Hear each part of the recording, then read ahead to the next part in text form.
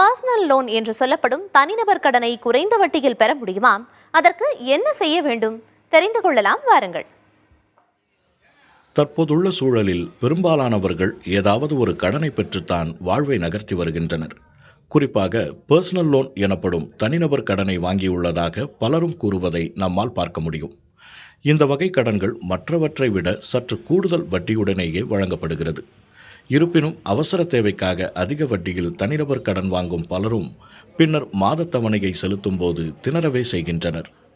தனிநபர் கடனை பெற நினைப்பவர்கள் முதலில் செய்ய வேண்டியது எந்த வங்கியில் வட்டி விகிதம் குறைவாக இருக்கிறது என பார்க்க வேண்டும். தனிநபர் கடன் வட்டி என்பது கேஸ் டு கேஸ், அதாவது ஒவ்வொருவருக்கும் மாறுபடும். குறிப்பாக கடனை வழங்கும் வங்கி வாடிக்கையாளரிடம் முதலில் கேட்பது சிபில் ஸ்கோரைத்தான். சிபில் ஸ்கோர் அதிகமாக இருக்கும் பட்சத்தில் குறைந்த வட்டியில் தனிநபர் கடன் கிடைக்கும் என வங்கி அதிகாரிகள் கூறுவார்கள். விரைவாக கடன் கிடைக்கவும் நீண்டகால தவணை பெறவும் சிபில் மதிப்பெண் கூடுதலாக இருப்பது உதவும். ஏற்கனவே வங்கியில் கடன் பெற்று அதை தவறாமல் செலுத்தி வருபவர்களுக்கு சிபில் மதிப்பெண் கூடுதலாகவே இருக்கும். கடனுக்கான மாத தவணையை சரிவர செலுத்தாமல் அல்லது தாமதமாக செலுத்தினால் சிபில் மதிப்பெண் குறையும் என்பதை கவனத்தில் கொள்ள வேண்டும். வாடிக்கையாளர்களின் கடன் மதிப்பீட்டிற்கு ஏற்றவாறு 300 முதல் 900 வரை சிபில் மதிப்பெண்கள் வழங்கப்படுகின்றன.